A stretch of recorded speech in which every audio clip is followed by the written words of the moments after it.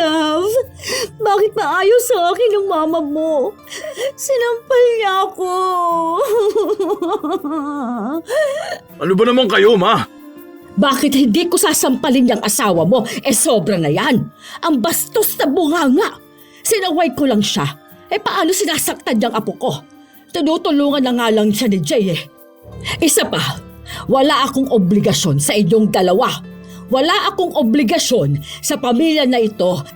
Kaya wag niyo ako mapilit-pilit na gawin ang utos ninyo sa akin, ha?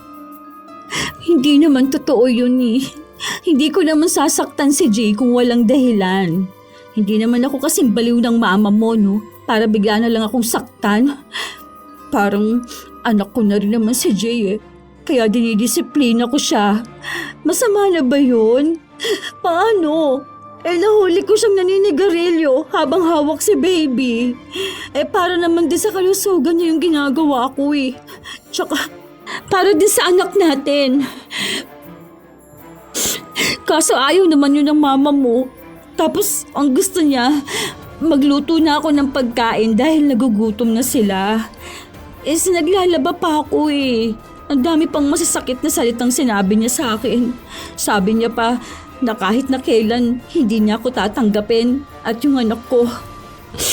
Kaya ayaw niya dyan sa pangalawa mong anak dahil lang sa akin.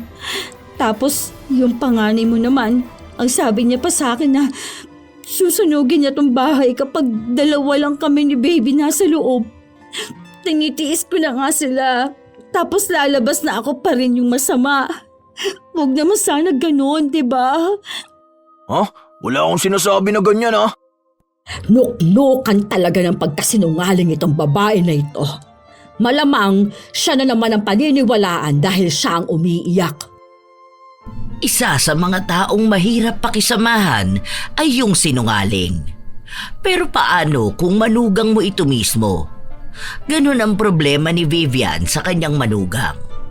Kahit na pagsabihan niya ito, mas lalo lang nagiging sinungaling. Tanging paglapit na lang kaya sa kadiliman ang maaaring maging sandalan para lang makapagbigay ng parusa? At ano kaya ang kahahantungan ng isang sinungaling na manugang? Hindi naman ganyan yung sinabi ko sa'yo, Ma. O ito yung pinabibili mo sa akin. Ang sabi mo pa nga yung hindi masyadong hinog. Bakit ko naman po ipapabili yung hindi hinog? Ang asim naman po nun. Hindi po ako naglilihi sa mangga, Ma. Kapapanganak ko lang po. Ano bang gusto mo? Ako na lang ang bibili. Hindi, sige, okay na yan. Binili naman niya ni Mama Ibibigay mo ba yung pinambili ko riyan? Ibibigay ko kasing baon sana ni Jay para bukas.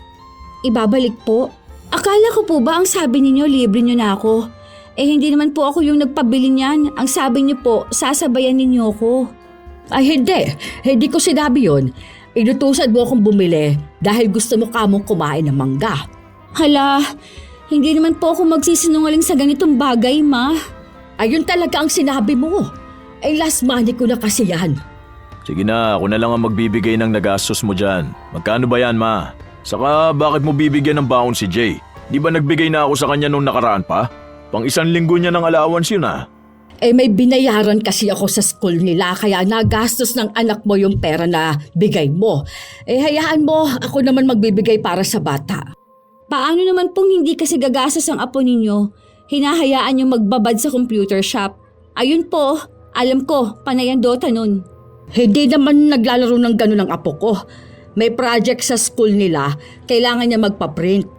Hindi naman po siguro nagsisinungaling ang mga mata ko kapag sinabi kong nakita ko talaga siyang nasa computer shop at nakikipaglaro dun sa mga tambay dun. Nagmumura pa nga po yan Ay hindi yan totoo. Hindi ganyan ang apo ko. Paano po? Pinagtatanggol niyo siya. Nung nakaraan kami, nagpa-photocopy ako ng papel na hinahanap mo sa akin nung nanganak po ako.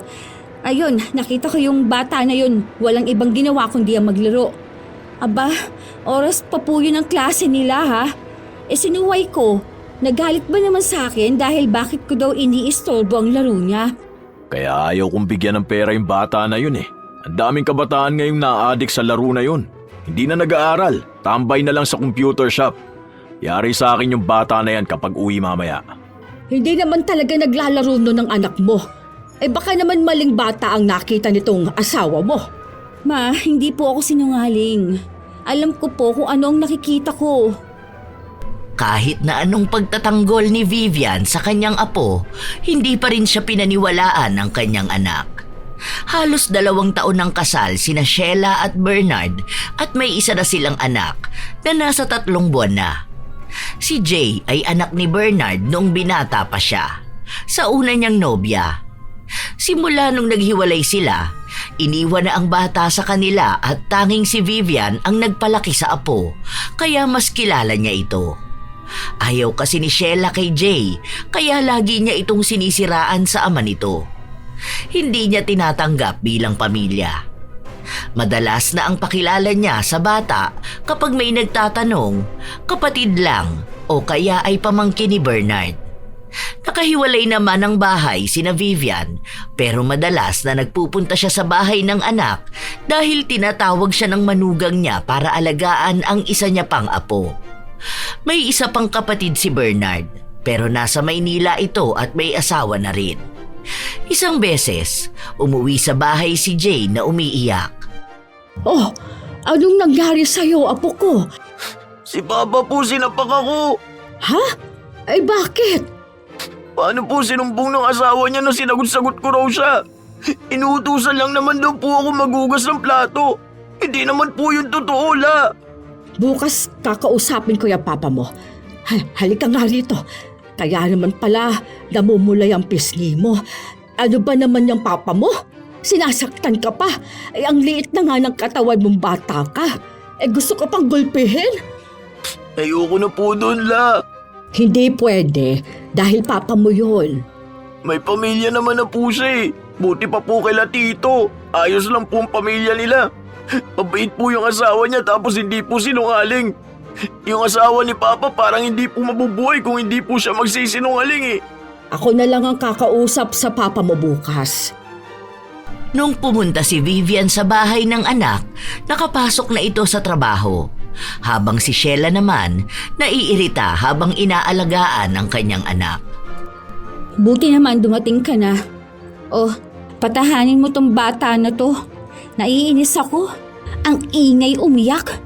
Bilisan mo namang kumilos. Ano ba naman yan? Ito na nga lang ang ambag mo sa pamilyang to eh. Hindi mo pa magampanan na maayos. Sayang binibigay sa'yo ng asawa ko eh. Bakit hindi na lang kaya kayo kumuha ng yaya ng bata? Paano kami kukuha kung ibinibigay na sa'yo ng asawa ko yung dapat na ibabayad sa yaya? Matagal ko nang gustong kumuha no? Kaso sinusustento sa inyong dalawa ng apo mo. Bakit naman ganun ang ginawa ni Bernard sa apo ko? Hindi naman dapat ganon ang mga sumbong mo kasi. Mabait naman yung si Jay. Siya nga ang inuutusan mo maglaban ng mga damit ninyo, hindi ba? Tama lang yun. Pangdisiplina lang din sa bata yun, no? Huwag ka maawa. Tsaka bilang anak, normal lang na manilbihan siya dito. Kami rin ang nagbibigay ng pera sa kanya para makapag-aral. Dapat lang nabayaran niya yun sa pamamagitan ng pagsisilbi sa amin ng kapatid niya. Ano bang nireklamo mo dyan? Huwag mo sabihin dapat akong gumagawa nun. Inasawa ko ang anak mo. Ipinangako niya sa akin na pagsisilbihan niya ako at hindi niya ako gagawing katulong dito sa bahay niya. Pero wag ka naman sanang magsisinungaling. Hindi ako nagsisinungaling dahil tama ang lahat ng pinagsasabi ko. Ay, lalabas na ako. Hinihintay na ako ng mga kumari ko. Maglalaro pa kami. Iniwan ni Sheila ang anak niya sa kanyang biyenan. Ganun lagi ang ginagawa niya. Halos ayaw na nga niyang alagaan ng bata, kundi lang dahil sa anak niya ito at gusto ng asawa niya na siya ang mag-alaga sa bata. Nasaktan din naman si Vivian sa sinabi sa kanya na para bang nararamdaman niyang nagiging pabigat na siya. Matapos ang buong maghapon, hindi umuwi si Sheila. Nasa labas lang siya, nagsusugal kasama ang mga kaibigan niya. Matapos makatulog ng sanggol, si Vivian naman ang nag-asikaso sa bahay. Maalikabok, kaya naglinis siya. Ilang sandali lang ay dumating na ang kanyang apo galing sa paaralan. Wala na naman po si Tita Sheila. Oh, andyan ka na pala. Ay, sakto. Sige apo ko, Ikaw na lang ang magsaing ha.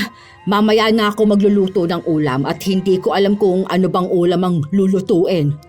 Baka mamaya sabihin na naman ng asawa ng tatay ko na hindi na naman ako kumikilos dito. Uwi na rin tayo la kapag po parating na si Papa. Masama pa rin ba ang loob mo sa papa mo? Paano naman pong hindi sasama ang loob ko la? May pasa po ako oh. Nakita po to sa school kanina. Akala pa ng teacher ko nakipag-away ako. Hindi ko lang masabi na sinuntok ako ng tatay ko dahil naniwala siya sa sinungaling niyang asawa. Ay sige, mamaya ako na lang ang kakausap sa papa mo. Kahit nakausapin niyo po yun la, hindi pa rin yun maniniwala sa'yo. Iisang tao lang po ang kaya niyang pakinggan eh. Yung asawa niya lang. Kapag sa atin po sa ibang tao na, bingi na po siya.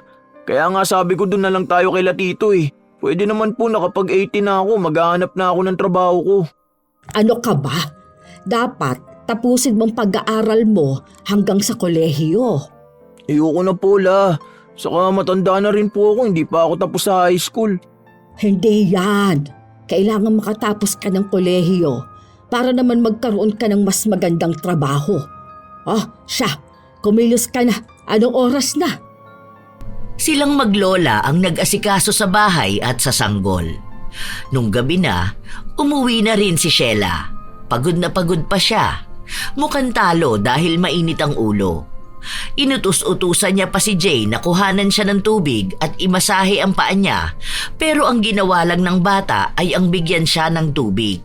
Hindi siya sinunod sa gusto niyang pagpapamasahe. Bakit hindi mo sinusunod ang utos ko sa'yo? Nagmamatapang ka bang bata ka? Bakit ko po kayo mamasahihin? Wala naman kayong ginagawa dito. Lola ko lang ang mamasahihin ko. Aba, kung hindi ka ba naman tarantadong bata ka? Galit na galit si Sheila at yun pa ang usapan na naabutan ng asawa niya. Ano nangyayari dito? Nagtatalo-talo na naman ba kayo? Paano yung anak mo hindi na naman sumusunod sa akin? Ano na naman bang ginawa mong bata ka? Di bang sabi ko sa'yo kapag inuutusan ka susunod ka? Hindi mo pa kaya ang buhay mo. Nagpapahilot po siya sa akin eh. Si Lola naman po yung mas pagod. Kami po yung naglinis dito sa bahay saka nag-alaga po kay baby. Ayan, marunong na magsinungaling ang anak mo. Ganyan ata kapag puro walang kwenta ang mga barkada. Nagsasasama kasi yan doon kay Joker eh. Hindi ako sinungaling. Hindi nagsisinungaling ang apo ko. Ano pa bang magagawa ko? Malamang kakampihan ng lola ang apo niya. Para naman palang wala yung nagawa ko rito sa bahay. Ang aga kong nagising, nagluto ako ng almusal at pangbaon natin. Pagtapos nun, inalagaan ko ang anak natin. Maghapon yan. Tapos, naglilinis pa ako sa bahay. Hindi pa nga ako nakakapagluto ng ulam dahil sa sobrang pagod ko. Magpapamasahe na lang ako. Sama pa ng loob ko. Gagawan pa ako ng kwento. Basta ako, alam ko kung ano ang totoo. Ako ang nagpapakahirap sa bahay. Tapos, ako na lang palagi yung nagmumukhang masama. Ako ang nag-alaga sa apo ko buong maghapon. Kaya hindi pa nakakaluto ng ulam dahil hindi ko alam kung anong luto ng ulam ang gusto ninyo. Ma, huwag niyo naman po akong ipahamak dito. May respeto po ako sa inyo bilang kayo ang nanay ng asawa ko. Pero hindi naman po ako papayag na sisiraan ninyo po ako. Alam po nating dalawa kung sino ang nagsasabi ng totoo at ang nagsisinungaling. Basta, alam kong hindi ako nagsisinungaling. Ikaw kaya ang sinungaling. Tumigil ka na, Jay. Huwag kang bastos ha. Baka gusto mong matanggal lahat ng ngipin mo kapag sinapak pa kita. Ma, bakit naman po ganito? Kaya nga sa'yo na ako lumalapit at nakikiusap dahil alam ko po na kaya mong tulungan na mag-ina ko. Hindi ko pa nga sinabi yung kanina. Pinapakarga ko lang si baby. Tapos sinabihan na agad akong dapat nagpapaalaga na lang ako sa iba. Paano naman kasi kami kukuha ng yaya kung may ibang gastos? Sumasama po talaga ang loob ko sa totoo lang. Ang dami kong kinikim-kim na sama ng loob, hindi ko lang masabi. Ma, alam mo naman na wala kaming budget. Bakit naman po ganun? Wala akong sinabi na ganon. Sige, timbangin mo na lang kung sino ang nagsasabi ng totoo sa amin. Tita, alam naman po nating si Lola yung nagsasabi ng totoo. Kayo magkakampi, isa lang ako. Ano ba namang laban ko sa inyong dalawa? Tama na nga. Ang gulo na nga sa trabaho ko tapos magulo rin ang aabutan ko rito sa bahay. Mamaya po ma, mag-uusap tayo. Hindi na. Uuwi na kami ng apo ko. Huwag ka na rin palang mag-abala na magbigay pa sa akin ng pera. Dahil may isa pa naman akong anak na magpapadala sa akin. Pwede rin akong mamasukan sa ibang bahay. Yung ibibigay ninyo sa akin, itabi ninyo para makakuha kayo ng yaya. Hayaan mo na, love. Sumasama na ang loob ni Mama. Ang sama ko namang tao. Ayoko naman machismis sa labas. Hindi ako tsismosa. Pero po may mga kumakalat na paninira tungkol sa akin na wala raw akong pakinabang sa loob ng bahay. Naiiyak na lang ako mag-isa eh. Dahil sino naman magpapakalat nun? Tayo lang naman nandito sa bahay eh. Hindi na nga ako kumikibo, Ma. Kapag lagi mo akong pinagsasabihan. Uuwi na lang kami. Nagpatuloy ang pagpapaawa ni Sheila. Habang palabas ang maglola, naririnig pa nilang umiiyak ito para lang mas paniwalaan at kaawaan ng kanyang asawa. Pagka-uwi nila, ilang sandali lang din ay naroon sa bahay nila si Bernard para lang makausap ang kanyang ina. Basta ang alam ko, wala akong ginagawang masama sa kanya. Hindi ko siya pinagsasalitaan ng kahit na anong masasakit na salita. Isa pa, kilala mo naman siguro ako. Hindi ako nagsisinungaling. Mabait ako. Kapag may kailangan kayo, mabilis nyo lang akong natatakbuhan. Alam ko naman yun, ma. Pero hindi rin naman sinungaling si Sheila. Kilala ko rin naman po yung asawa ko eh. Bakit ba sumunod ka pa rito? Ha? Hindi mo rin man pala ako pakikinggan at paniniwalaan. Gusto ko lang pong sabihin sa inyo na sana naman po maging mabait naman kayo sa asawa ko. Ramdam ko noon pa man na hindi nyo siya tanggap. Dahil iniisip nyo pa rin na magkakabalikan kami ng nanay ni Jay. Ma, matagal na kaming hiwalay noon. May asawa ng bago yun. Kaya nga iniwan niya sa atin si Jay, di ba? Hindi ako umaasang magkakabalikan kayo. Dahil buhay nyo yan. Desisyon nyo yan. Ang naging ayaw ko sa asawa mo ay yung hindi siya nagsasabi ng totoo. Lagi na lang siya yung mukhang aping-api. Kahit naman na siya ang may maling nagawa. Kanina, kami lang naman talaga ni Jay ang nasa bahay. Bakit ba ako nagpapaliwanag pa? Hindi mo rin naman ako paniniwalaan. Ayoko po kasi na magkalamat yung relasyon yung dalawa. Gusto ko po na maging maayos at masaya po ang pamilya natin. Mangyayari lang siguro ang gusto mo kapag ang asawa mo mismo ang nagbago. Yung hindi na siya magkukwento ng kasinungalingan sa'yo. O kung ikaw mismo ang magbabago, yung matututo kang tingnan ang buong katotohanan. Kaso, mukhang malabo sa dalawa na yon na mangyari. Saka si Jay, huwag niyo naman po sana laging kampihan yung bata. Dinidisiplina ko yan bilang anak ko. Ako po ang tatay niyan, huwag niyo naman laging pagtakpan. Ikaw ang ama, pero hindi mo kilala ang anak mo. Mas pinaniniwalaan mong asawa mo. Kung nagpakatatay ka dyan sa anak mo, sana kasama mo yan sa bahay. Hindi ba? Hindi sana ako ang binubuntutan ng anak mo. Kinukuha ko nga siya yung may ayaw dahil alam niyang walang kakampi sa mga mali niyang gawa kapag nasa akin siya. Hindi katulad kapag kasama ka niya. Sige na, umuwi ka na at baka kung ano pang masabi ng asawa mo. Tutulungan niyo pa rin naman ako, di ba ma? Hindi ko alam. May asawa ka, dapat siyang mag-alaga sa anak niya. Bakit hindi kayo humingi ng tulong doon sa nanay niya? Yon ang paalagain ninyo ng anak ninyo. Tama na isang apo na lang ang inaalagaan ko. Kawawa naman yung anak namin kung hindi mo tatanggapin. Ang unfair naman nun, ma. Kung galit ka sa akin o sa asawa ko, huwag naman sanang damay ang bata. Bakit? Sinabi ko bang hindi ko tanggap ang apo ko? Ang sabi ko, tama ng isa lang ang inaalagaan ko. Hindi ibig sabihin na hindi ko inaalagaan ang anak mo, ayoko na sa kanya. Para naman matuto yung asawa mo na hindi umaasa sa akin. Para naman matuto kayo sa buhay ninyo. Kahit na anong pakiusap ni Bernard, hindi niya napilit ang ina na bumalik sa bahay nila para tulungan si Sheila na alagaan ang anak nito. Kahit na nais makita ni Vivian ang kanyang apo, tinitiis niya dahil ayaw niyang maging dahilan lang din siya ng problema kapag pinatulan niya ang pagiging sinungaling ni Sheila. Hanggang sa isang araw, umuwi si Jay ng gabi. Saan ka galing? Sa bahay po ni Papa. Sinundo po ako sa school ni Tita eh. Oy, bakit daw? Pinaglaba po ako at pinaglinis ng bahay. Naiinis nga po siya kasi hindi kayo nagpupunta dun. Kung ano-ano pong pinagsasasabi niya. Ang sabi niya pa po, nagpapakasarap lang kayo sa buhay. Ni hindi niyo man lang maalagaan ang apo niyo. Gusto niyo raw siya pa mag-alaga sa anak niya. Aba, natural lang naman na ganun ano? Ano bang akala niya dahil lang sa malapit ako at lola ako eh? Ako na lang yung dapat mag-aalaga sa anak niya? Hindi yun ganun. Sabi niya nga po, pinipilit na niya si Papa na doon na ako titira eh. Ayoko po 70 na ako ha. Birthday ko na nga next month eh.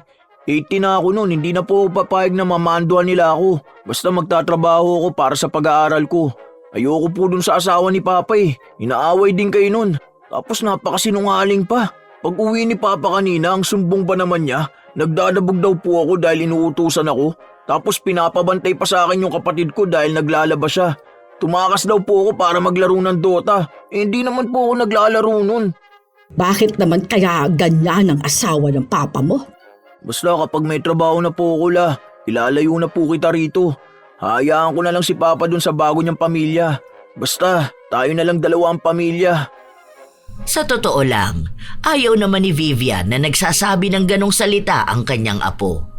Lalo na at tatay ni Jay ang tila ba tinatakwil na ng bata. Hindi niya ganon pinalaki ang apo. Pero hindi niya rin naman ito masisi dahil sa may kakaiba nga naman talagang pag-uugali si Sheila. Ilang araw pa ulit ang lumipas, hindi talaga tinutulungan ni Vivian ang kanyang manugang.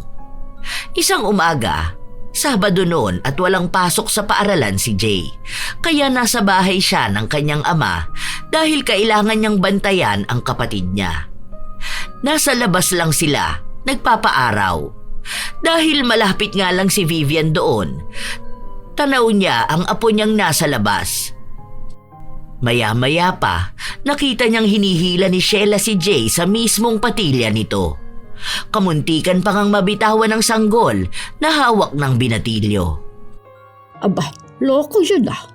Wala siguro si Bernard kaya ganyan na naman umastayang si Sheila. Teka nga lang, ayoko na sanang magpunta pero baka saktan ng apo ko eh. Tumayo si Vivian para lang pumunta sa kabilang bahay. Naabutan niyang nagpapaliwanag si Jay sa kanyang madrasta. Paano ko naman kasi gagawin yun? Nakita mo na nga na pinapaarawan ko ng kapatid ko. Dapat nga ikaw gumagawa nito eh. Sumasagot ka pa ngayon. Nagpapatimpla lang ako ng kape, hindi mo pa magawa. Inutil ka talagang bata ka eh, no? Kaya dapat hindi ka na pinapaaral ng asawa ko. Wala ka naman ding magiging pakinabang sa amin. Mas wala kang pakinabang. Yung sarili mo ang anak, hindi mo maalagaan eh. Ang dali lang naman sana nito dahil mabait naman tong kapatid ko. Sana hindi ka na lang nag-anak kung ganyan ka. Bastos ka! Ayan, tama lang sa'yong masampal ka. Buwisik na bata na to. Hoy! Huwag mo kang saktan ang apo ko! Ayan, andito ka na rin. Paglutuan mo na kami ng pagkain. Mamaya yan uuwi na si Bernard. May binili lang saglit na gamit niya. Bakit ako magluluto sa inyo? Akala ko ba kukuha kayo ng kasambahay? Paano nga kami makakakuha kung nagsusustento kami sa inyong mga palamunin kayo? Hindi ko kinukuha ang pera ng asawa mo ha. Ibinabalik ko sa kanya. Isa pang kabastusan mo sa akin, makakatikim ka talaga. Talaga ba? Di mamatay kayo niyan sa gutom kung hindi magbibigay ang asawa ko? Ito na nga lang yung magiging pakinabang namin sa inyo eh. Ha? Hindi mo pa magampanan ng maayos. Maninilbihan ka lang naman sa amin. At yung apo mo, kaya matigas ang ulo niyan? Paano? Wala kang ibang ginawa kundi ang turuan siyang maging bastos at masama. Baka nga tinuturuan mo pa yung magshabu eh. Sakto na nung sinampal ni Vivian ang manugang, dumating naman si Bernard. Yung sampal lang ang naabutan niya kaya umiyak na si Sheila para lang magpaawa sa kanyang asawa. Aping-api na naman siya sa paningin ni Bernard. Love, bakit ba ayaw sa akin ng mama mo? Sinampal niya ako. Ano ba naman kayo, ma? Bakit hindi ko sasampalin yung asawa mo? Sobra na yan eh. Ang bastos ng bunganga. Sinaway ko lang siya. Paano sinasaktan niyang apo ko? Tinutulungan na nga lang siya ni Jay. Isa pa, wala akong obligasyon sa inyong dalawa, ha? Wala akong obligasyon sa pamilya na to, kaya wag ninyo akong mapilit-pilit na gawin ang utos ninyo sa akin, ha? Hindi naman totoo yun. Hindi ko naman sasaktan si Jay kung walang dahilan. Hindi naman ako kasing baliw ng mama mo para bigla lang akong saktan. Parang anak ko na rin naman si Jay kaya dinidisiplina ko siya. Masama ba yun? Ha? Paano? Nahuli ko siya naninigarilyo habang hawak si baby. Para naman di sa kalusugan niya yung ginagawa ko. Tsaka para di sa anak natin. Kaso, ayaw naman yun ng mama mo. Tapos ang gusto niya magluto na ako ng pagkain dahil nagugutom na sila. Naglalaba pa ako. Ang dami pang masasakit na salitang sinabi niya sa akin Sabi niya pa na kahit na kailan, hindi niya ako tatanggapin at yung anak ko. Kaya ayaw niya dyan sa pangalawa mong anak dahil lang sa akin. Tapos yung panganay mo naman, ang sabi niya pa sa akin susunugin niya itong bahay kapag dalawa lang kami ni baby sa loob. Tinitiis ko na nga sila tapos lalabas na ako pa rin ng masama. Huwag naman sana ganun, di ba? Ha? Wala akong sinasabi na ganyan Nuknukan talaga ng pagkasinungaling itong babae na to. Malamang siya naman ang paniniwalaan dahil siya ang umiiyak. Masama na talaga ang ugali nitong si Jay. Dito ka sa poder ko para madisiplina ka. 70 na ako. Matanda na ako kaya pwede na akong pumili ng desisyon ko sa buhay. Ayoko rito sa bahay nyo. Kapag nag-18 ako, hindi na ako magpapakita sa inyo. Nakita mo na yung ganyang ugali, ma? Tapos ipaglalaban mo pa yan? Ipaglalaban tong apo ko dahil pinagtutulungan niyo siya. Hindi naman po pinagtutulungan at kinakawawa ang apo niyo Ang sinasabi lang po ng asawa ko, para po mapunta yan sa tuwid na landas. Ikaw muna ang dalhin ng asawa mo sa tuwid na landas. Oo, sige, pasaway ang apo ko. Dahil noong kabataan ni Bernard, ganyan din naman siya kapasaway. Pero ang hindi ko kailanman matatanggap ay yung sinungaling na tao. Yon ang pinakakinasusuklaman kong klase ng tao dito sa mundo. At total, lagi mo namang sinasabi na hindi kita tanggap. Ay, oo, hindi talaga. Ma, ayusin niyo naman ang pakikitungo at pakikipag-usap sa asawa ko. Wala ka kasing alam. Huwag niyo akong patitigilin sa pagsasalita ko. Dahil kahit na anong mangyari, ako ang ina mo. Mas matanda ako sa inyo. Kung mas papanigan mong asawa mo, hindi ko na ipaglalaban ang sarili ko. Pero huwag niyong ipipilit na masama ang apo ko. Huwag kang umasta na parang mabuti kang ama sa kanya at sabihin sa aking hindi ko siya maayos na napalaki. Baka nakakalimutan mo. Pagkapanganak pa lang dyan, ako nang kasama niyan. Ikaw lang ang tatay ng apo ko. Pero hindi ikaw ang nagpalaki dyan. Sumasakit na naman ang puso ko. Pupuro ganito tayo mag-usap. Siguro nga, huwag na lang tayo magpansinan. Tara na, Jay. Hindi na naghintay ng kahit na anong paliwanag si Vivian mula sa kanyang anak dahil magpapatuloy lang ang awayan nila. Ipagtatanggol ni Bernard ang asawa niya habang ipagtatanggol naman ni Vivian ang kanyang apo. Una pa lang sinabi na ni Vivian sa anak na sana kung mag-aasawa siya, piliin niya ay yung babae na tatanggapin ang nauna niyang anak. Mabait naman si Jay. Sadyang lumaki lang din itong kayang ipaglaban ang sarili, lalo na kung alam niyang nasa tama siya. Dahil binili na sa kanya ni Vivian na huwag siyang basta magpapaapi kahit nakapamilya niya pa ang aapi sa kanya. Pero kahit na ganon, nagbibigay pa rin si Bernard ng pera sa kanyang anak para nga sa pag-aaral nito. Ilang linggo pa ang lumipas, hindi na natiis ni Bernard na kausapin ng ina. Sorry na po, ma. Galit ka pa ba sa akin? Hindi ako galit. Masama lang talaga ang loob ko. Lagi mo nalang ginagano ng anak mo. Parang nung dati mong nobya.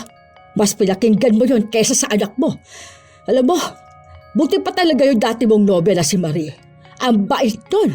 Tapos ang bait niya sa anak mo. Maaasahan pa. Maalaga at masipag. Kung yun na lang sanang naging asawa mo. Ma, hiwalay na kami, saka kasal na po ako. Makikita nyo naman na mabait talaga ang asawa ko. Nape-pressure lang siya sa buhay may asawa. Tapos kapapanganak niya lang. Alam nyo naman po ang ugali ng mga bagong panganak lang, di ba? Kaya sana naman intindihin nyo pa siya. Kapag kinilala nyo siya, malalaman nyo ang dahilan kung bakit siya naging asawa ko. Ewan ko. Isang ugali niya lang naman yung sanang binabago niya. Yung pagiging sinungaling niya.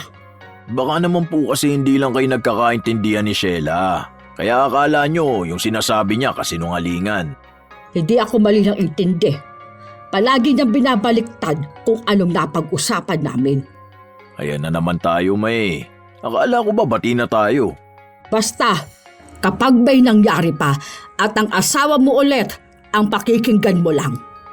Baka hindi na talaga kita matitiis kahit na humingi ka pa ng tawad sa akin. Isa pa, dapat matuto rin ang asawa mong humingi ng tawad, lalo na kapag alam niyang mali siya. Hindi yung mas lalo niyang tataasan ng pride niya. Opo ma, kinausap ko naman na siya eh. Saka ang sabi niya, aayusin niya na yung pakikitungo niya kay Jay. Pero aminin naman natin na matigas naman talaga ang ulo ng anak ko. Kasi kahit ako minsan, di niya sinusunod. Para na bang hindi mo alam ang ugali ng mga kabataan ngayon? Pero kapag dinidisiplina ko ang anak ko, ma, hayaan niyo naman ako. Basta't nasa tama lang din ang pagdisiplina mo sa anak mo. Hindi yung maling sumbong lang sa'yo, yun ang paniniwalaan mo. Kasi kawawa naman si Jay. Tandaan mo, lumalaki na ang anak mo. Nasa wastong edad na yan. Kung magagalit yan sa'yo, baka tuluyan na niyang putulin ang ugnayan ninyo. Ako na nga lang ang nagpapaalala sa bata na yan na tatay ka pa rin niya. Ayaw na lang din yung pag-uugali ng asawa mo at yung pagiging sinungaling. Nagkaayos sila nung mga oras na yon. Kaya napakiusapan na ulit ni Bernard ang ina na tulungan at gabayan ang asawa niya. Lalo na kapag wala siya at naghahanap buhay para sa kanila. Pumayag naman si Vivian pero sa kondisyon na kapag gusto niya lang at siya ang kusang pupunta at uuwi kapag ayaw na niyang mag-alaga ng apo niya. Dahil gabay lang naman talaga ang kailangan niyang ibigay, hindi ang pag-ako ng responsibilidad na dapat ay si Sheila ang gagawa. Nung unang linggo, akala nila ay nagbago na si Sheila pero isang beses pa umuwi si Bernard, sakto nakaalis lang ni Vivian. Umuwi siya ng bahay nila dahil masama ang pakiramdam niya. Ang naiwan lang doon ay ang panganay na anak ni Bernard. Bakit umuwi na pala agad si mama? May pasalubong pa naman ako. Iuwi mo na lang to sa kanya mamaya, Jay. Umuwi na nga po ako ngayon eh. Ha? Hindi pa nga tayo naghahaponan, naalis ka na. Sabayan mo na kami. Si Lola po ang sasabayan ko. Dahil wala po yung kasabay ngayon eh. Iuwi ko na po to pa. Sige. Tapos sabihin mo na uminom na siya ng gamot niya ha. Paano ba naman kasing hindi uuwi ng maaga si mama mo? Masama na naman ata ang loob niya sa akin. Ha? Bakit? Ano na naman ba nangyari kanina? Wala naman pong sama ng loob sa inyo si Lola eh. Saka hindi naman po kayo nag-usap kanina. Masama ang pakiramdam ni Lola kagabi pa pero nagpunta po rito para alagaan ang kapatid ko. Hindi mo naman kasi alam yon. Hindi rin naman ikaw ang kinakausap ko kaya pwede bang manahimik ka muna? Usap matanda to. Hindi lahat ng bagay alam mo.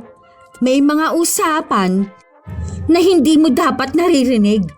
O ano nga yun nangyari? Hindi ko alam paano nagsimula yon. Basta naiinis na lang siya isang araw sa akin. Tapos ang sabi niya pa na sana raw yung isang ex mo na lang ang naging asawa mo. Kung hindi lang naman daw kita inagaw at pinikot, siguro yun daw ang manugang niya. Kaya nga nung umuwi ka ng isang araw, umiiyak ako dahil dun eh. Kinikim-kim ko na lang ang sama ng loob ko dahil ayoko naman na kayo ng mama mo ang magkaroon ng samaan ng loob. Nagiging maayos na nga kayo eh. Kaya ako na lang lagi nag-a-adjust kapag nandiyan ang mama mo. Nilulunok ko na lang yung kung anong masasakit na salita na sinasabi niya sa akin eh. Pero ngayon, hindi ko na matiis. Kasi ang sama talaga ng loob ko. Wala namang sinasabing ganyan si Lola eh. Saka hindi naman yung nagsasalita ng ganyan. Anong akala mo sa akin nagsisinungaling? Parehas lang kayo ng lola mo. Lagi na lang akong pinagbibintangan na sinungaling. Nagsasabi ako ng totoo. Hindi ko nga alam kung bakit lagi niya sinasabing inagaw ko lang si Bernard. Ako naman ang pinili niya kaysa doon sa ex niya. Tsaka ano naman magagawa ko? Kung ako yung pinakasalan. Ginawa ko naman ng lahat para matanggap niya ako Pero hindi ko alam kung bakit at ano ang nakikita niyang mali sa akin. Yan po mismo mali sa inyo. Yung lagi na lang kayong gumagawa ng kwento kahit na hindi naman talaga nangyari. Tapos lagi niyong pinapahamak ang lola ko. Si Papa naman maniniwala yan sa'yo. Jay, tumahimik ka na Sinabi ko sa'yo na huwag kang sasagot, di ba? Di mo na ginagalang ang tita mo Di niya nga po ginagalang si Lola O bakit? Ano bang sinabi ko tungkol sa lola mo? Totoo naman na ang dami niyang masasakit na salita na sinasabi sa akin Paano mo yun malalaman? Lagi ka naman wala rito sa bahay. Uuwi ka lang kapag kakain na. Andyan ka madalas sa mga barkada mong mga tambay at mga adik. Lagi na nga ako nandito. Ako nag-aalaga sa kapatid ko. Baka ikaw yung laging tambay dyan sa labas. Paano wala kang ibang ginawa kundi magsugal? Nakita mo na kung sinong sinungaling sa amin ng anak mo? Paano yan hindi magiging sinungaling kung hindi sinungaling ang nagpalaki sa kanya? Malamang yan yung turo sa kanya ng lola niya. Siya yung nakalakihan niya. Hindi na magbabago yung anak mo. Hindi na yan kaya ng simpleng disiplina lang. Ang dapat dyan, nilulumpo para naman magtanda. Ikaw ang dapat putulan ng dila dahil wala kang ibang ginawa kundi ang magsinungaling. Ayan. Tama lang yung ginawa mo sa anak mo. Hindi nga lang dapat suntok ang inabot niyan Hindi yan madadala sa ganyan dahil alam naman niya na tutulungan lang siya ng lola niya. Dapat dyan gulpihin mo na. Kahit kailan ang tigas ng ulo mong bata ka. Ngayon palang alam ko nang walang maganda mangyayari sa buhay at kinabukasan mo. Di ka marunong makinig sa tatay mo. Sinabi ko na sa'yo, di ba? Na huwag mong babastusin ang asawa ko. Tama na po ba? Ang sakit na. Huwag kang titigil para madala yung bata na yan. Para malaman niya kung anong pagkakamaling nagagawa niya. Kasi kung palalampasin mo yan palagi, hindi yan madadala. Lagi lang yung sasagot at mambabastos sa atin. Paano pa kapag lumaki niya ang bata na yan? Hindi tumigil si Bernard na bugbugin ang kanyang anak dahil na rin sa pag-udyok sa kanya ng kanyang asawa. Puro dugo ang mukha ng kanyang anak. May mga ngipin din na natanggal. Kaya nung umuwi si Jay, agad siyang isinugod sa ospital ng kanyang lola dahil mukhang maraming dugo na rin ang nawala sa bata. Masama ang pakiramdam ni Vivian pero sinugod niya ang kanyang anak at asawa nito kahit 10 oras na ng gabi. Galit na galit talaga siya. Ano na naman ba ang ginagawa mo rito? Tulog na kami Alam mo naman nagpapahinga mga tao. Bakit mo ko sinampal? Walang hiya kayong mag-asawa! Nasaan na yan si Bernard? Bernard! Lumabas ka nga ng hayop ka! Bakit nagagalit ka na naman, ma? Paano? Ako yung sinisisi niya kung bakit binugbog mo ang anak mo. Ako na lang palaging nakikita ng nanay mo. Lagi na lang ako yung mali. Disiplina lang yun, ma. Disiplina? Doong ganong edad ka ba? Binugbog ka ng tatay mo nung nahuli ka ng naninigarilyo? Ha? Binugbog ka ba namin nung nakabuntis ka kahit na nag-aaral ka pa? Ang dami mong katarantaduhan nung kaedad ka niya. Pero hindi ka namin sinaktan. Tapos yung anak mo na hindi mo naman pinalaki. Ganon ka magdisiplina? Bakit hindi yung sinungaling at masamang ugali mong asawang disiplinahin mo? May ginawa po kasi ang apo mo, ma. Tsaka bakit po hindi ninyo hayaan ang anak ninyo na bigyan ng leksyon ng apo nyo? Hindi nyo naman po kasi binibigyan ng totoong leksyon yung bata na yun Manahimik ka! Wala kang karapatang sabihin sa akin kung anong dapat kong gawin. Naging ina ako bago ako naging lola. Ang alam ko rito, ikaw ang walang kwenta. Matitiis ko pang ginagawa mo sa akin. Pero yung gaganituhin mo, ninyo, ang apo ko. Yun ang kailanman hindi ko matatanggap. Magsinungaling ka na hanggat gusto mo. Huwag lang aabot sa ganon ang gagawin ninyo sa apo ko. Ito, sa harap na ng asawa mo, sasabihin ko. para hindi ka na magsinungaling at magpaawa. Itong sasabihin ko, totoo ito. Wala kang kwentang babae. Oo, wala talaga. Isipin mo yun. Mismong anak mo, hindi mo nga maalagaan. Inaasa mo yun kay Jay at sa akin. Wala kang ibang ginawa kundi ang magsugal. Gusto mo lagi ka namin pagsisilbihan dahil asawa ka ni Bernard? Kung tutuusin, hindi niyo dapat inaasa sa akin ang pagtulong sa inyo Pamilya niyo yan. Kawawa ang apo kong yan dahil ikaw ang naging nanay niya. Ma, huwag naman kayong ganyan magsalita. May damdamin naman ang asawa ko. Wala akong pakialam sa nararamdaman ng lintik na yan. Yung damdamin ng anak mo, iniisip mo ba? Ha? Isang pagkakamali pa, Bernard, ha? Papaluin kita ng tubo sa ulo. Tapos sasabihin kong pagdisiplina ko yun sa'yo bilang nanay mo. Huwag kayong lalapit sa amin, ha? Lalo na sa apo ko. Mga buwisit kayo! Hindi na maikakaila ang galit na nararamdaman ni Vivian. Ni minsan, hindi niya pinagbuhatan ng kamay ang kanyang apo, maging ang anak niya. Kaya hindi niya matatanggap na sasaktan lang ito ng 2 taong wala namang naging ambag sa pagpapalaki kay Jay, maliban sa pagbibigay ng sustento na pera. Nung nakalabas na ng ospital si Jay, masama pa rin ang loob ni Vivian. Ang dami niyang kinikimkim, kaya madalas na nananakit ang kanyang dibdib. Wala na akong ngipin sa harapan, La. 2 po itong nawala sa harapan, tapos 2 rin po sa panga. Ang pangit po tignan, no? Ang sabi naman, pwede yang ipapostiso. Hayaan mo, yun ang pag-iipunan ko ngayon, ha? Huwag na po, La. Ako na lang po mag-iipon nun. Ay, happy birthday pala. Pasensya ka na ha kung pansit lang ang mailuluto ko ngayon. Nagpadala ang tito mo sa akin. Tapos ibinayad ko sa kuryente natin. Nagbigay ng pera ang tatay mo. Ibinalik ko doon sa asawa niya. Ayoko na dun sa kanila, La. Dito na lang ako. 80 na po ako. Pwede na ako magtrabaho.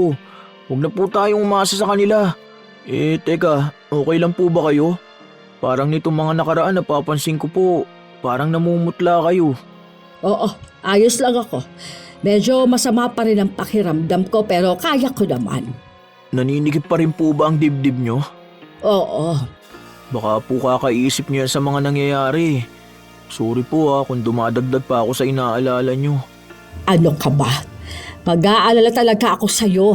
Apo kita Tsaka hindi naman tama na bugbugin ka lang bigla. Ang kapal kasi ng mukha ng Sheila na yon. Galit na galit talaga ako sa kanya sa totoo lang. Ito na naman. Kumikirot na naman ang dibdib ko.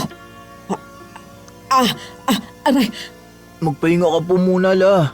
Sabi ko na nga wag na natin pag-usapan yung mga yun. Kasi baka mapano ka pa. Sandali lang, ikukuha kita ng tubig. Hilutin mo na lang muna itong kamay ko.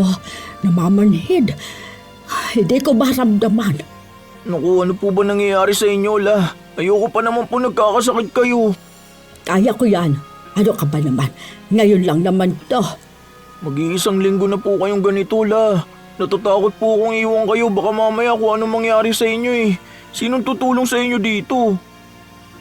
Halos 1 oras lang din ang lumipas nung kahit paano ay naging maayos na si Vivian. Hindi na muna nila pinag-usapan si Sheila dahil baka kung ano na naman ang maramdaman ng matanda. May kinikimkim talaga siyang sama ng loob, lalo na sa anak niya. Ilang linggo ang lumipas, nagkaroon ng trabaho sa palengke si Jay. Pinagsasabay niya ang pagiging kargador ng isda sa umaga at ang pag-aaral niya sa hapon. Ang lola naman niya, minsan namamasukan bilang tagalinis. Minsan naman, nasa bahay lang nagpapahinga. Kada bigay ng pera sa kanila ni Bernard, binabalik ito ni Vivian. Ang tinatanggap lang na pera ng matanda ay ang bigay ng isa niyang anak. Isang araw, pumunta si Sheila sa bahay nila. May dalang grocery. Bigay ng asawa ko. Tanggapin mo na yan. Masyado kang ano dyan. Akala mo naman lagi kang susuyuin. Kunin mo yan. Hindi ko yan kailangan. Sus, kunwari ka pa Yung apo mo, hinahayaan mo magtrabaho para sa'yo. Hindi mo kasi tanggapin yan. Ang taas din ng pride mo, no? Nagugutuman na nga kayo eh. Hindi ka nalang magpasalamat na inaalala ka pa ng anak mo kahit na kung ano-anong ginagawa mo masira lang kami. Anong pinagsasabi mong para lang masira kayo?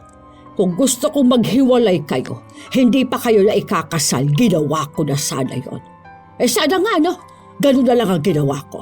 O ano, kukunin mo ba to o hindi? 10 kilong bigas na yan, oh. Hindi ko kukunin yan. Isusumbat nyo na naman sa amin yan. Ni wala ngang pakialam ang asawa mo noong birthday ng anak niya. Ni hindi kayo marunong humingi ng tawad. At bakit naman ka may hihingi ng sorry? Hindi mo lang kasi matanggap na dinidisiplina ng asawa ko yung suwail niyang anak. Panay kayo takip sa pagkakamali ng batang yun. Umalis ka na nga. Mamaya ay kung ano namang isumbong mo sa asawa mo. Puro naman kasinungalingan. Di wag kung ayaw mo. Napaka-arte mo. Umalis si Sheila na kung ano-anong sinasabi niya sa kanyang biyanan.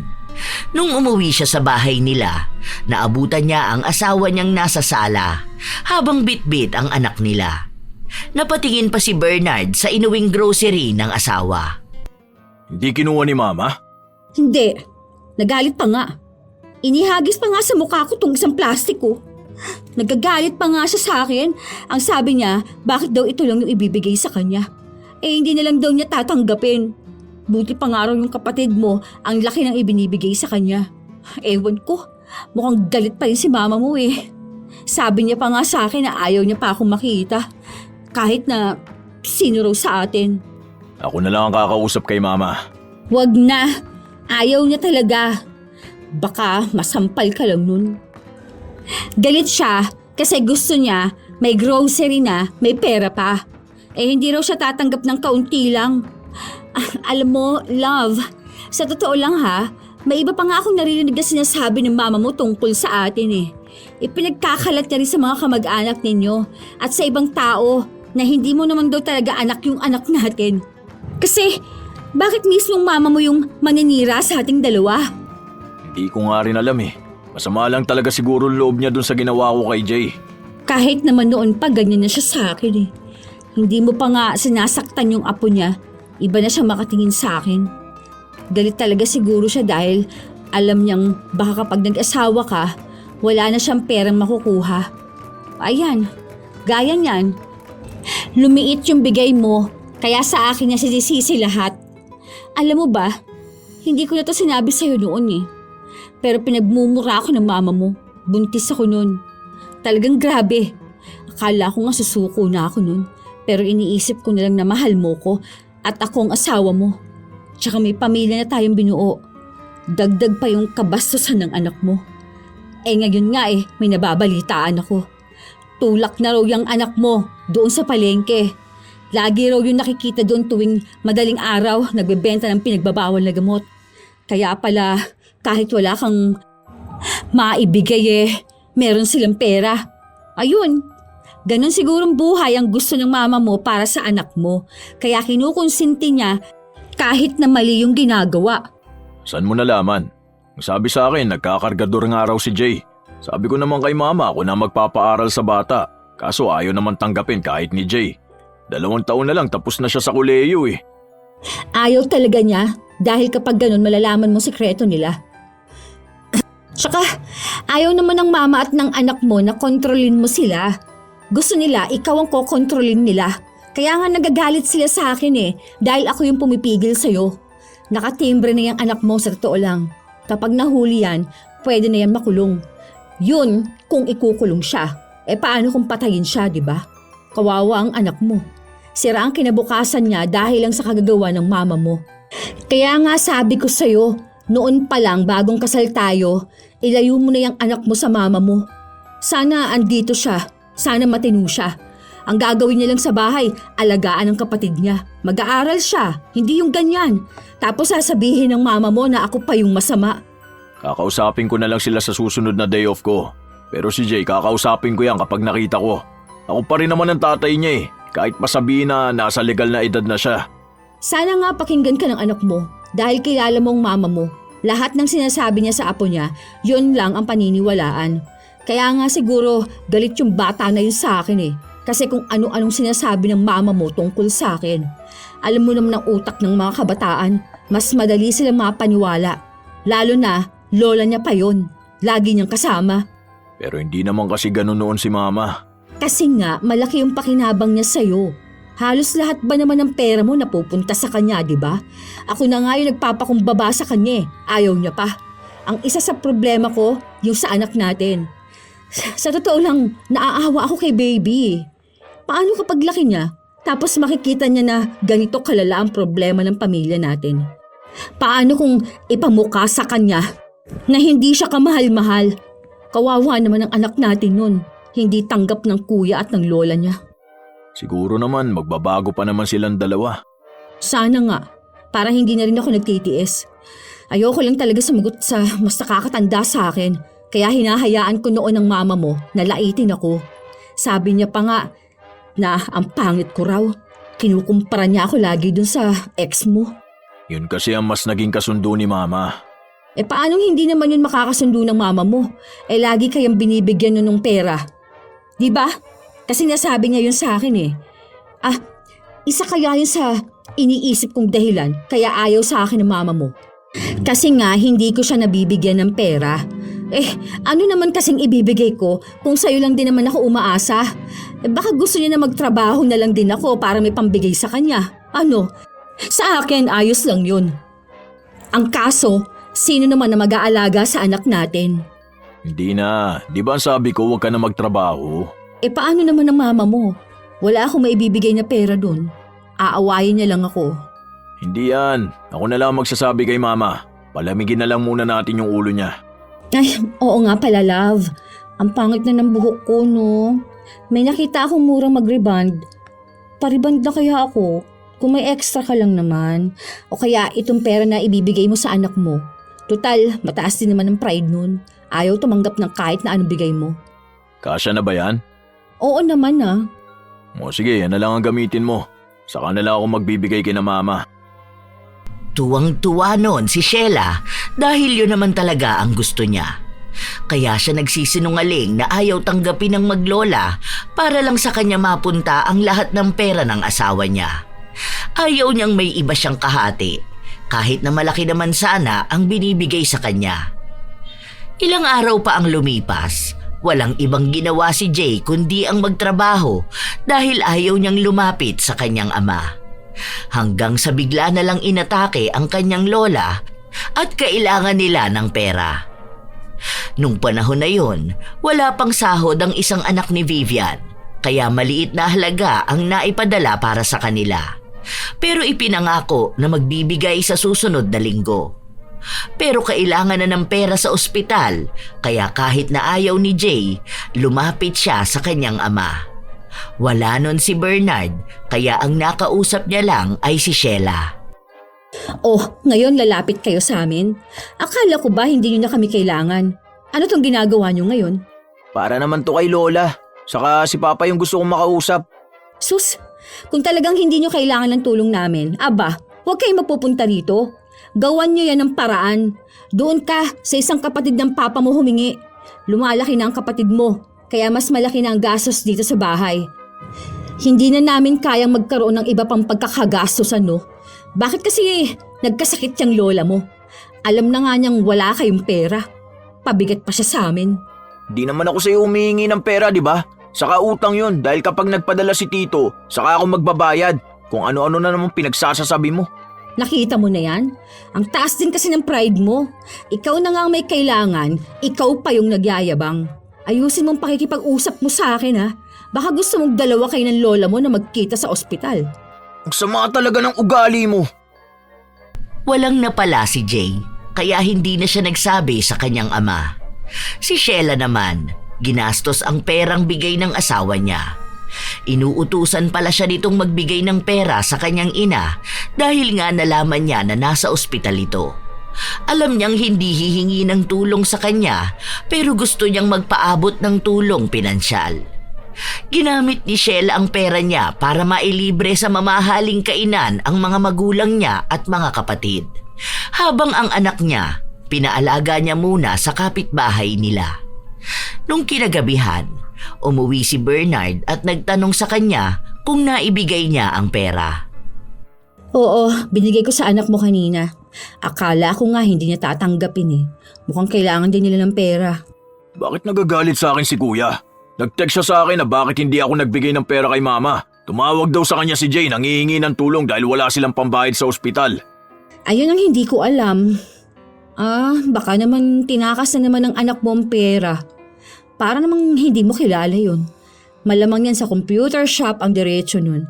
O kaya pang bisyo niya. Hala, buo pa naman yung perang bigay ko sa kanya. Sana pala ako nalang nagpunta sa ospital. Di bang sabi ko na ikaw na magpunta? Iabot mo mismo doon o kaya kung anong kailangan, ikaw na magbayad. Inalagaan ko kaya ang anak natin. Hindi ko naman siya pwedeng iwan dito sa bahay, love. Nakisuyo ka na lang muna sana sa mama mo. Saglit lang naman yun eh. Wala nga sila dyan, umalis sila. Tsaka hindi naman yun pwede mag-alaga ng bata dahil may sakit yun. Malay ko ba kasi, akala ko kapag tungkol sa lola niya matinuyang anak mo. Kailangan ng lola niya ng pera, kasalanan na ni Jay kung saan man niya ginastos yun. Ako nang pupunta ron. Mangungutang na lang muna ako, walang pera doon sa ospital eh. Yari sa akin yung bata na yon. Pati si kuya, inaaway ako. Dapat ipaliwanag mo sa kuya mo. Wala din naman siyang alam sa nangyayari dito. Pinanindigan talaga ni Sheila na nagbigay siya ng pera. Bawat kwento niya, talagang kapanipaniwala. Basta siya ang magsasalita, siya lang ang paniniwalaan ng asawa. Nung nagpunta si Bernard sa ospital, wala ang anak niya. Hindi niya alam kung saan ito hahagilapin. Kahit paano, naging maayos na nun si Vivian. Pero kailangan niya pa munang manatili sa ospital ng ilan pang mga araw. Maya-maya lang din, dumating si Jay. Pauwi na sana nun si Bernard. Saan ka na naman galing bata ka? Nagdilihensya para kay Lola. Nagdilihensya? Saan mo dinala yung pera na pinabibigay ko? Anong pera? Wala kang pinabibigay na kahit na magkano. Inabot sa'yo ng tita Sheila mo. Wala ah. Nung pumunta ako sa bahay niyo, ang sabi niya wala kayong pera at dagdag gastos lang yung sakit ni Lola. Kahit na piso walang binigay sa akin yung asawa mo. Kung saan mo na naman ginastos no? Alam mo na nga na kailangan ng lola mo ng pera eh. Wala nga akong kinuha sa kanya. Kaya nagkasakit si Lola dahil sa kakaganyan niyo eh. Hanggang ngayon naniniwala ka pa rin sa sinungaling mong asawa. Huwag kang bastos dyan ha? Totoo naman ah. Kayong dalawang dahilan kaya munti ka na mamatay si Lola. Sobrang sama ng loob niya sa inyong dalawa. Tapos ngayon pati pera na hindi ko naman hawakan, ibibintang niyo sa akin na ginastos ko? Hindi ako pumasok sa school kahit may exam kami ngayon. Tapos pagbibintangan pa ako? Magpunta ka sa palengke. Itanong mo sa mga tindera doon kung paano ako dumiskarte ngayong araw na to. Simula pa pala kagabi. Wala akong maayos na tulog at pahinga. Ako yung kumilos dahil wala namang tutulong sa amin ni Lola. Nahihiya na nga ako sa kapatid mo eh. Dahil siya na lang ang lagi ko nilalapitan kahit na mas malapit ka pa. Bastos na ako kung makipag-usap sa tatay ko. Pero ipaglalaban kong hindi ako sinungaling. Bastos ako pero nagsasabi ako ng totoo. Magtatalo pa sana ang mag-ama pero nasa ospital sila at baka makarating pa kay Vivian. Nung nakalabas na ang matanda, gusto sana ni Bernard na sa bahay na lang muna nila tumuloy ang ina para daw maalagaan ni Sheila. Pero hindi pumayag ang dalawa, lalo na si Jay. Dahil alam niyang mapapabilis lang lalo ang buhay ng kanyang lola kapag kasama niya si Sheila. Isang buwan ang lumipas, umayos ang kalagayan ni Vivian. Nakakatayo at nakakalakad na rin siya. Malapit na ang Pasko noon at ang gusto ng kapatid ni Bernard ay doon sila magpasko sa lugar kung nasaan ang kanilang ina. Mabilis lang ding lumipas ang araw. Nagpasko na at naroon nga ang pamilya ng kapatid ni Bernard. Bakit hindi ka lumalabas ng bahay, ma? Nandyan yung mag-ina ko sa labas oh. Kausap nga si kuya. Wala akong ganang lumabas. Nagtatampo ka pa rin ba? Pagod ako. Matutulog na ako. Yung anak mo na lang ang kausapin mo. Hindi talaga kumikibo si Vivian kapag ang kaharap niya ay si Sheila at Bernard. Kahit pa hanggang sa matapos ang taon, hindi pa rin gaanong kinikibo ni Vivian ang dalawa. Nung umuwi na ang isa niyang anak, doon na naman bumalik ang pagiging sinungaling ni Sheila. Ibinenta niya kasi ang isang relo ni Bernard na galing pang ibang bansa at regalo nung Pasko. Nagastos niya sa pamilya niya ang pera, kaya nung hinanap na ni Bernard, kay Jay niya isinisi lahat.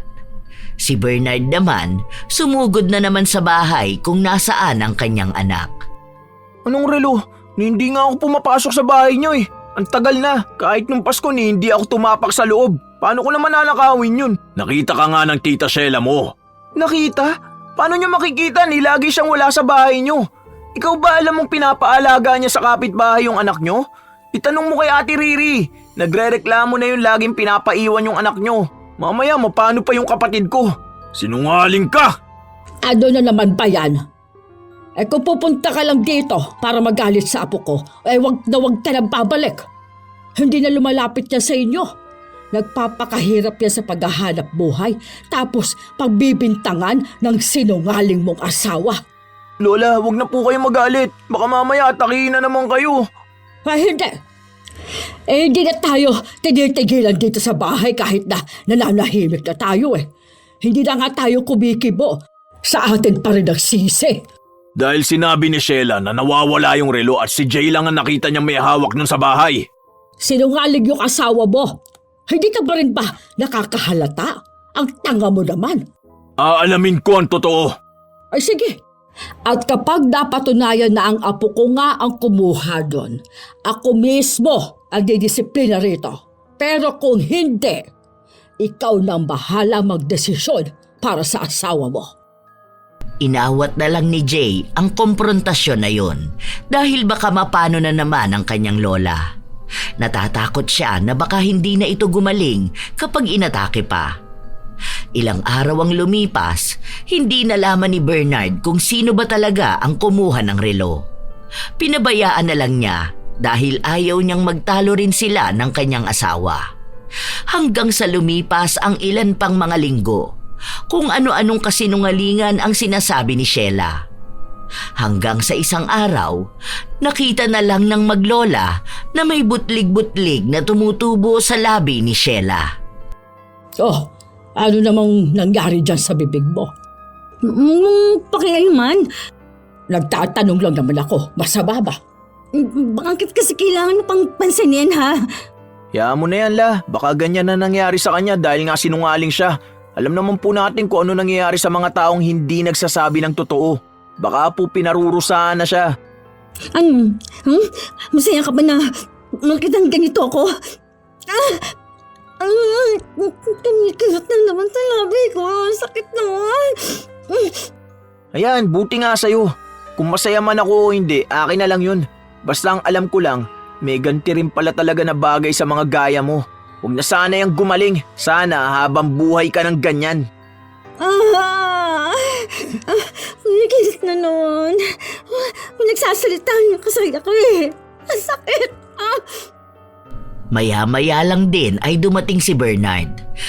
Paalis na sana ang maglola na naglalakad-lakad lang naman nung umiyak si Sheila.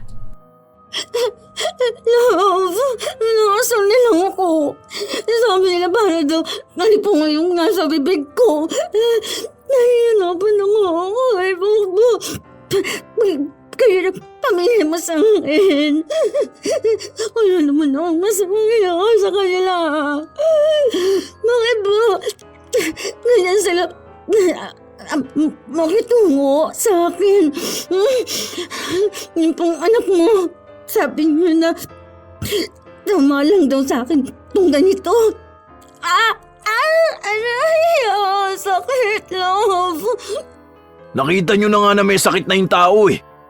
O ayun na nga, may sakit na nga, sinungaling pa rin. Nagtanong lang ako kung anong nangyari sa kanya.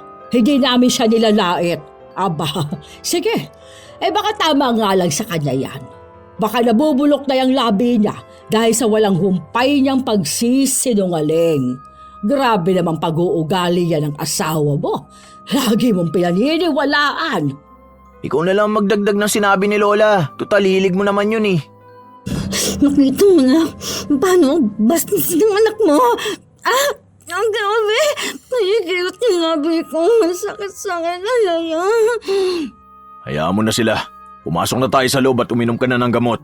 Kayo naman, sana kung alam nyo may iniinda na yung tao, huwag nyo naman pagtawanan. Hindi naman lahat ng bagay ginagawang biro. Nagtinginan lang ang maglola habang naririnig nila kung paano indahin ni Sheila ang sakit niya. Nagpunta ng ospital ang mag-asawa para lang malaman kung ano ba ang sakit ni Sheila. Nung una, ang sabi ay allergy lang ito o kati-kati, kaya nagbigay lang ng gamot at pamahid. Pero sa halip na gumaling ito, mas lalo pang lumala. Nung muling nakita ng maglola si Sheila, namamagana ang labi nito. Hindi nila pinansin dahil alam nilang mali na naman ang isusumbong nito. Isang gabi, nagpunta si Bernard sa bahay ng kanyang ina dahil lang sa sumbong ng kanyang asawa. Diba, ang sinabi ko, kung wala ka naman matinong sasabihin, ay huwag ka na magpunta sa bahay. Hindi ko kinakausap ang asawa mo. Nakita ko siya kanina dahil nasa labas siya nung nagpapaaraw ako. O ano naman, hindi ba ako pwedeng magpatingin sa kanya? Sana, hindi siya lumalabas, hindi ba? Kasalanan ko ba kung bakit nagkagalo ng bunganga ng babaeng yan? Hindi yun ang issue, Ma. Yung pinagkakalat mo sa mga kapitbahay natin. Anong ipinagkakalat ko? Sinasabi mo na karma niya yun dahil masama siya manugang sa'yo. Kung ano-ano pa mga maling chismis. Hirap na ang asawa ko, Ma. Huwag mo naman na sanang dagdagan pa. Hindi ko alam kung ano sinasabi ng asawa mo. Wala akong nakakausap sa mga kapitbahay natin. Isa pa, bakit ko naman sisiraan ang asawa mo sa ibang tao? Ha? Ano bang pakialam ko sana kung nakakarma na siya? Na baka nga tunay na karma na niya yon dahil sa pagiging sinungaling niya. Ayaw niyo po kasing kilalanin ang asawa ko. Nahihirapan na nga po sa sakit na hindi may paliwanag tapos ganyan pa po kayo sa kanya, Ma. Ako na po nakikiusap sa inyo. Maawa naman kayo sa asawa ko. Kung ayaw niyo sa kanya, sige, hindi ko na kayo pipilitin pero sana naman ayusin niyo yung pakikitungo sa kanya. Huwag naman sanang umabot sa punto na wala na kayo ibang ginawa kundi siraan siya. Nakakahiya yun lalo na sa mga kapitbahay natin na hindi naman natin kaano-ano. Ay, di kita pipilitin kung paniniwalaan mo ko. Pero isa lang ang masasabi ko. Wala akong masamang pinapakalat tungkol sa asawa mo. Sige, kung may maihaharap ka sa aking 5 kapitbahay natin na pinagkwentuhan ko daw, kahit isumpa-sumpa mo pa ako. Pero hanggat hindi mo pinapangalanan kung sinong mga kapitbahay ang nakakausap ko para siraan niyang asawa mo, hindi ko tatanggapin ang pambibintang mo sa akin. Tanungin mo mga kapitbahay natin para hindi ka direktang nambibintang sa akin. Sabihin mo dyan sa asawa mo ha, na kaya lalong lumalala ang pagkabulok ng labi niya ay dahil palala ng palala ang pagiging sinungaling niya. Hindi na naging maayos ang samahan ng mag-ina, pero hindi na rin naman pinilit pa ni Vivian na ipaliwanag pa ang sarili niya. Dahil kahit naman anong mangyari, iisa lang ang paniniwalaan ni Bernard. Yun ay ang kanyang asawa na kahit minsan hindi nagsabi ng totoo sa kanya. Ilang buwan nang lumipas, napapansin niyang kumakalat na ang mga butlig na dating nasa labi lang ni Sheila. Mukha ring nabubulok na ang labi niya. Walang kahit na anong gamot ang nagpapagaling sa kanya. Isang beses pa, nasa labas ng bahay si Vivian dahil nagwawala siya. Nakita na naman niya ang manugang niya. Wala na siyang bala kausapin ito, pero mismong si Sheila ang lumapit para kausapin siya. Alam mo ba na nagpaabularyo kami? Alam ko na ikaw ang kumulang sa akin. Ay sige, ako na lang. Nakita mo na, mami ka rin. Babalik din lahat ng ito sa'yo. Sige, Sama ng ugali mo. Sana hindi na lang ikaw ang naging biyenan ko. okay, sige. Yan lang ang... Kaya pala lagi itong sumasakit kapag kausap ka. Aray ko. Ang kukulam ka talaga. Alam mo, kung mangkukulam ako, Hindi lang yan ang gagawin ko sa'yo. Gagawin ko pang boses ipis yung boses mo nang hindi ka na makapagsinungaling. Kung ano-ano na naman binibintang mo sa akin, tapos susunod yan, isusumbong mo ako sa asawa mo. Tapos mali-mali naman ang sasabihin mo sa kanya. Alam mo, walang buwang sa mundong mga demonyo na mangkukulam. Ay kaparehas lang naman din na walang puwang sa mundo ang mga sinungaling. Maaga pa, huwag mo ko simulan. Ngayon pumapatol ka na sa akin. Baka gustong isumbong ko sa anak mo kung anong pinagkakagawa mo sa akin. Ano pa bang ikakatakot ko? Hindi ba, sinusumbong mo naman talaga ako. At tumigil ka nga dyan. Aray ko. Ito na naman. Grabe. Sobrang sakit. Parang inuukit yung laman ko. Aray. Kinukulam mo na naman ako. Aray ko. Tulong. Hindi kita kinukulam. Baka alam ng langit kung gaano ka bastos yung bunganga mo. Kung paano ka maging sinungaling. Oo nga, tama lang talaga sa'yo yung ganyan. Kahit isumbong mo ako kay Bernard, wala akong pakialam. Matapos yung sabihin ni Vivian, agad na rin siyang pumasok sa loob ng bahay niya. Katulad nga ng inaasahan niya, pinuntahan na naman siya ng kanyang anak sa bahay nila. Ma, ano na naman po bang ginawa niyo sa asawa ko? Hindi po ba kayo naaawa sa kanya? Hindi na po niya maalagaan na maayos ang anak namin. Ibibintang mo na naman sa akin na kinulam ko siya. Kahit nabalatan niyo ako ng buhay, hindi ako aamin sa kasalanang hindi ko naman ginawa. At tigas ng ulo mo. Ilang beses bang kami ang pagbibintangan mo, ha? Sabi kasi ng albularyo, lumabas na kakilala lang daw namin ang gumawa. May malaking galit sa kanya. Pinagamot ko na siya pero hindi ko pinabalik ang kulam para hindi na kayo mahirapan. Pero sana naman, huwag niyo na yung uulitin. Wala nga akong ginawa dyan sa asawa mo. Tapos kanina, pinasama niyo pa yung loob niya. Ayoko na. Sawa na ako magpaliwanag sa'yo. Ako na lang ang lalayo para hindi na ako laging napagbibintangan. Bahala ka na sa buhay mo. Piliin mo na lang ang asawa mo. Kapag kami wala na dito, sana naman makita mo kung gaano siya kasinungaling. Bahala ka na. Ayoko nang laging pinapaliwanag at ipinagtatanggol ang sarili ko. Pagod na ako sa'yo. Kahit nasabihin yon ni Vivian, hindi pa rin natitigil ang anak niyang sisihin siya sa mga nangyayari kay Sheila. Dahil ang dami pa ring isinusumbong ni Sheila. Hanggang sa isang araw, nagdesisyon na talaga si Vivian na sumama sa isa niya pang anak para lang makalayo kay Bernard. Sa totoo lang, masama ang loob ni Vivian na lalayo siya dahil gusto niyang umiwas. Mahal niya ang anak niya, pero mukhang oras na para lumayo sa gulo na dulot ng asawa ni Bernard. Kahit sabihin kasi nila na lumapit na sila sa albularyo, hindi pa rin nawawala ang sugat sa labi ni Sheila.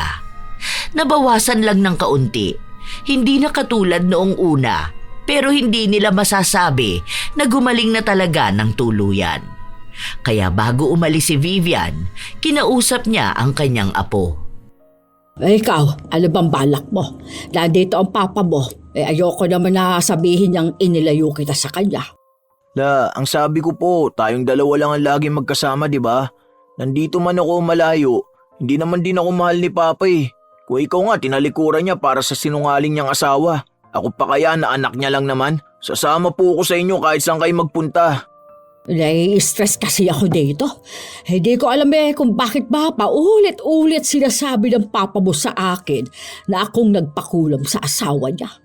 Naniniwala naman ako sa kulam, pero hindi ko naman yun gagawin. Sa totoo lang po aamin na ako. Ako po talaga yung nagpakulam sa kanya. Ano? Bakit mo naman ginawa yun, apo ko? Di ba alam mo naman na ayoko sa lahat yung ganyan? Naiinis na po ako sa babae na yun eh. Parang ganti ko na lang din po sa kanya yun. Ilang beses na po kasi niya tayong pinapahamak. Hindi ka naman po kasi papayag eh. Alam mo naman pala, pero ginawa mo pa rin. Ganti ko nga po yun, La. Inis na po ako sa babae na yun eh. Ay kahit na. Dapat kahit na anong galit mo sa isang tao, wag na wag kang lalapit sa itim na kapangyarihan. Kahit na anong mangyari, Apo, wag mo gagawin na magpakulam. Dahil pagsamba na yon sa demonyo. Ayokong ikaw naman ang lapitan ng karma. Ayusin mo tong ginawa mong ito. Ayoko po, La.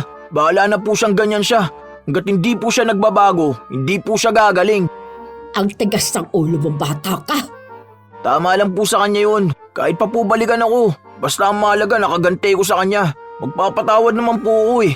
Babawiin ko naman po yun sa oras na aminin niya yung mga mali niyang nagawa. At sabihin niya magbabago siya. Pero kung ganyan pa rin po siya kasinungaling, hindi ko po yun babawiin. Kahit na anong sabihin ni Vivian, hindi nakikinig sa kanya ang kanyang apo. Laging sinasabi sa kanya ang iisang dahilan. Hindi pa raw kasi inaamin ni Sheila ang pagkakamali niya. Paano siya magpapatawad? Ilang araw pa ang dumating, handa nang umalis ang maglola para magpunta sa bahay ng panganay na anak ni Vivian. Bilang paalam na rin kay Bernard, nagpunta si Vivian at Jay sa bahay nila. Pero si Sheila lang ang naabutan nila. Bakit kailangan niyo pa magpaalam? Wala si Bernard. Baka mamaya pa yun umuwi. Umalis na lang kayo kung aalis kayo. Ano bang akala niyo? Pipigilan kayo ng asawa ko? Kaya hindi ka na gumaling-galing eh. Napakasama ng ugali mo. Jay, tumigil ka na. Pinagsabihan na kita kanina, hindi ba? Ano ako gagaling kung demonyo yung lola mo at kinulam ako? Ha? Hindi matalo ng mga albularyo. Sa huling pagkakataon, sasabihin ko sa'yong hindi ako mangkukulam. Wala na akong pakialam kung maniniwala ka ba o hindi. Alam mo kung anong magpapagaling sa'yo? Hindi gamot, hindi albularyo, kundi pagsuko sa kasalanan mo. Pag-ako ng mali mo at pagbabago, pero hanggat hindi ka nagbabago, hindi ka naman gagaling. Kung sinungaling ka, ay baka maging habang buhay pa yung sakit mo. Siya, magsilayas na mga kayo. Hindi naman kayo kailangan dito eh. Kala niyo ba nakakalungkot? Aalis kayo? Mas maganda pa nga dahil mawawalan ng malas sa buhay namin. Wag na kayo magpapakita sa amin, ha? Ay, hindi na talaga. Dahil ayoko namang makita na mas lalong nabubulok yung labi mo. Ang galing na nga eh. Pinapansin mo pa. Ewan ko kung pagaling na nga yan. Pero pasabi na lang kay Bernard na umalis na kami. Sakto naman na nung paglabas ng maglola sa pinto, nakita nilang palakad naman pauwi si Bernard. Kahit naaalis na ang dalawa, gumawa na naman ng paraan si Sheila para siya ang panigan at kaawaan ng asawa. Hello? Buti naman nandito nga na. Alam mo ba, pinagsasalita nila ako ng hindi maganda. Hala, ayun na naman siya oh. Siya nga ay nagsalita ng hindi maganda sa amin. Ang kapal naman ang mukha ng babaeng to. Kakaiba talaga. Nakita mo na. Akala ko ba aalis na kayo? Oo, aalis na nga kami. Magpapaalam lang sana kami sa'yo. Kaso, itong asawa mo lang palang nasa bahay ninyo. Wala kaming sinabing masama sa kanya. Ang sabi ko lang na sana magbago na siya. Dahil hanggat hindi siya nagbabago ng ugali, baka mas lalong magtagal ang parusa niyang sakit. Sige na, aalis na kami. Nakita ka na namin. Siguro naman wala nang dahilan pa ang asawa mong ituon sa amin ang sisi kapag may nangyayaring hindi maganda sa kanya. Hindi ba? Aalis na kami. Paalis na nga kayo kung ano-anong masakit na salita pang sinabi niyo sa akin. Inamin mo pa nga na kinulam mo ako dahil ayaw mo sa akin. Sabi mo, susunod yung anak naman namin. Wala na akong pakialam sa mga sasabihin mo. Ikaw nang bahala, ha, Bernard, kung sinong papanigan mo. At alam ko naman na ang asawa mo lang ang tama sa paningin mo. Sana, balang araw, mapagtanto mo kung ano ang mali mo. Sana, hindi pa huli ang lahat kung sakali bang dumating ang araw na yon. Simula nun, hindi na ulit nagkita at nag-usap ang mag-ina. Nakikibalita na lang si Vivian sa mga kakilala niya at mga kapitbahay nila noon. Madalas na raw na nag-aaway ang mag-asawa dahil nahuhuli na ni Bernard si Sheila sa mga kasinungalingan niya. Hindi na rin nawala ang sugat sa labi ni Sheila dahil kahit na hanggang ngayon ay sinungaling pa rin siya. Ni hindi niya inako ang pagkakamali niya, hindi siya humingi ng tawad. Sa kasalukuyang panahon, mahina na si Vivian bilang matanda na siya. Kasama niya pa rin ang kanyang apo na may sarili na ring pamilya at maayos na trabaho. Maging si Jay, hindi na kinakausap ni Bernard. Dahil kahit na alam na niyang sinungaling si Sheila, hindi pa rin niya ito iniiwan at tinatanggap niya pa rin. Kaya, tinanggap na lang din ni Jay na hindi na sila magkakaayos ng kanyang ama. Pero para sa kanya, nagpatawad naman na siya. Pero hindi na niya kayang bawiin pa ang kulam na naibigay niya kay Sheila. Ano man ang mangyari, handa rin siyang tanggapin ang balik sa kanya. Huwag lang matapos ang pagpapahirap sa isang babaeng nuknukan ng sinungaling na kahit tumanda na, hindi pa rin nagbabago. Nakakagalit na ang makakilala ng sinungaling na tao. Paano pa kaya kung manugang mo ito? Taong laging nagpapahamak sa mga maling salita. Yung tipong kahit walang katotohanan ay kayang baluktutin ang kwento para lang magmukhang tama sa paningin ng iba. Nakakasira ng tiwala, nakakasakit ng damdamin, at higit sa lahat, nakakawasak ng samahan ng isa dapat maayos na pamilya. Minsan, ang pagsisinungaling ay hindi lang basta ugali. Nagiging isang lason na sa samahan. Ang masakit pa sa ganitong sitwasyon, ang taong dapat sana'y nagbibigay respeto at nagdadala ng kapayapaan sa pamilya, siya pa ang nagiging sanhi ng gulo at intriga. Ang isang manugang, hindi lang basta asawa ng anak, bahagi na siya ng pamilya. Kaya marapat lang na dala niya ang katapatan, respeto at malasakit. Dahil ang tiwala, kapag nasira, mahirap nang buuin muli. At ang pamilya, kahit gaano katatag, kayang masira ng paulit-ulit na kasinungalingan. Kaya kung ikaw man ay isang manugang o kahit sinong tao, piliin mong maging totoo sa salita at gawa. Hindi kailangang magpanggap o magsinungaling para matanggap o magustuhan. Mas mahalaga ang malinis na konsensya kaysa panandaliang pakinabang. Matutong magpakumbaba, umamin sa pagkakamali at ayusin ang dapat ayusin. Dahil sa huli, ang taong tapat ang siyang tunay na iginagalang at pinapahalagahan. Kayo mga apo, nakaranas na ba at nakakilala kayo ng taong sinungaling gaya ni Sheila? At ano ba sa inyong palagay ang naging desisyon ni Jay? Tama lang ba yun? O mali siya sa pamamaraan na paglapit niya sa itim na kapangyarihan para makabawi lang? Ibahagi niyo na ang inyong opinyon sa ating bagong kwento. Naway nakapaghati dito ng magandang aral sa inyo. Ito ang inyong Lola Telang at maraming salamat sa palagi ninyong pakikinig mga apo.